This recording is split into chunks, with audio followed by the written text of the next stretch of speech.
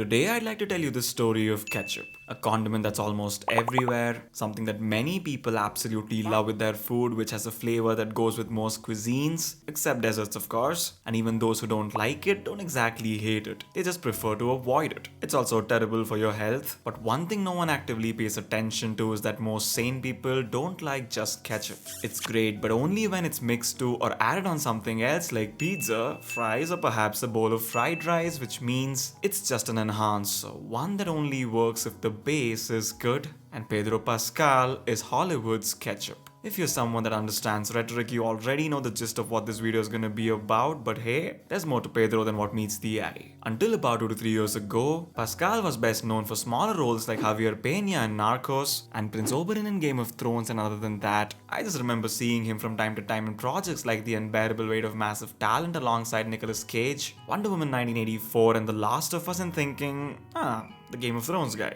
Nice. I always found him to be a good actor, someone that knew what he was doing, always seeming like a great addition to the supporting cast to make the whole viewing experience better. But fast forward to today and this guy is everywhere. He's not even a meme at this point, his omnipresence has become a factual and terrifying reality. And it looks like the more he's being exposed, the more he's being exposed. His behavior in public with his co-stars and sometimes their wives, how do I put it? Well, it's pretty creepy. I've seen a ton of comments about the same where people say he's friends with apparently everyone and their wives, which seemingly excuses his behavior, I guess. And some people who like to point out the obvious and state that he's being a little too friendly, which is just another word for touchy with people around him. But before we extrapolate that part, let's talk about his current monstrous push by studios in Hollywood. Once again, his acting chops are not what's being scrutinized here, but his status in Tinseltown right now. Is he a good actor? He most certainly is. After all, he's classically trained and is a former theater artist, so he's paid his dues in the acting scene and his screen presence too is significant. But is it main lead levels of significant? Well, not exactly. That's a savory answer. Yeah, so what is the real answer?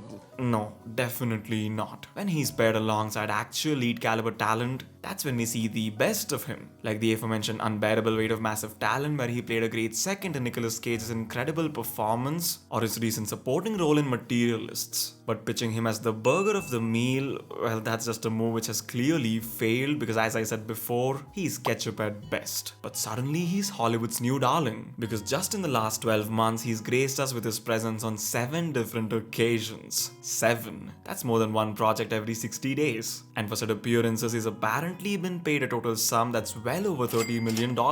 All while a well-deserving star like Henry Cavill is being fired from project after project. Well, life really isn't fair, is it? But Pascal just doesn't have enough charisma, a star quotient, or even the aura to become a true box office draw and make money for the studios, and yet they seem to want to put him in everything. And to those who say I'm being unfair to the guy, just go take one look at the box office numbers of Fantastic Four First Steps. And apparently Marvel seems to be realizing this too, because if he can't even pull in audiences with a stellar cast and a film that was superbly executed and received by fans and critics alike, it doesn't really make much sense to place him as the leader of Avengers in Doomsday, does it? Pascal should have never been pushed into this position in the first place, because he clearly doesn't know how to handle newfound fame, and the more he shows his true self on cameras, the more people seem to be disliking him, and at a ripe old age of 50, I guess it's too late to change his ways or image, although it would be the best thing for him. Speaking of which, we get to the part for which all of you all clicked on this video. Why is the Hollywood machine pushing him so hard despite his lackluster track record, and also not talking about or acknowledging his borderline inappropriate behavior in public? Of all the people, why is he getting a free pass? One word, 4 letters, woke. Mirror, mirror on the wall, who's the wokest of them all?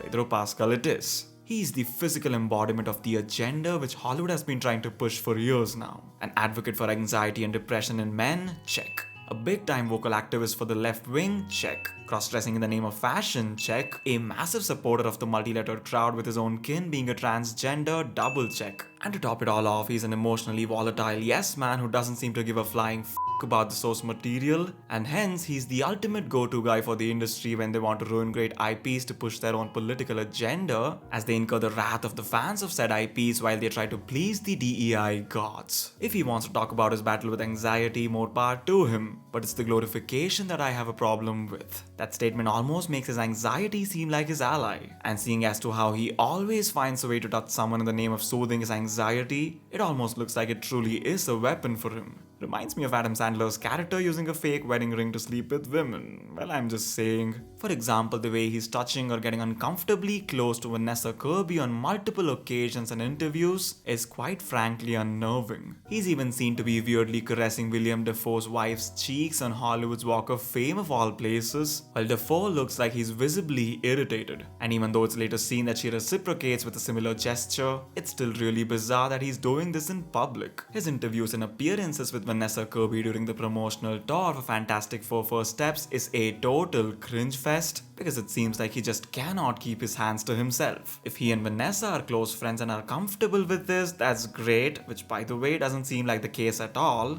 looking at Kirby's body language. But what's even the justification when Pedro does this in closed door interviews? Because his excuse has always been that he gets nervous when there are crowds around and physical touch comforts him, which seems like the perfect excuse for a creepy middle-aged man to touch a woman in public. But because he cried on the internet and dresses up in women's clothes, it's okay, isn't it? Yeah, apparently he loves to borrow clothes from Dakota Johnson, so he must be a nice guy. And to add insult to injury, he's also a vocal supporter of Rachel Zegler of all people. Do you really still want to sign him, Iger? There's also another subset of the internet population which says that he's also touchy with his male co-stars, so that's how he actually is as a person, which according to me is just as wrong if not more. Because the last time I checked, non-consensual physical contact, whether it's in public or behind closed doors, regardless of it being with a man or a woman, is still totally wrong. The gender argument only makes him seem more like a creep. So this whole "it helps me" thing just seems blatantly disingenuous. And of course, Vanessa defended him. I mean, she has to, I guess. After all, they've been pitched as the next it couple of the MCU after Tony and Pepper. But this is what happens when you can't keep your hands to yourself. Because this behavior of his, whether it's intentional or not, still paints him in a bad light, which makes it very hard to not look at him as a creepy old dude. And all these fluff articles calling him the quote-unquote symbol of modern masculinity isn't helping his case whatsoever.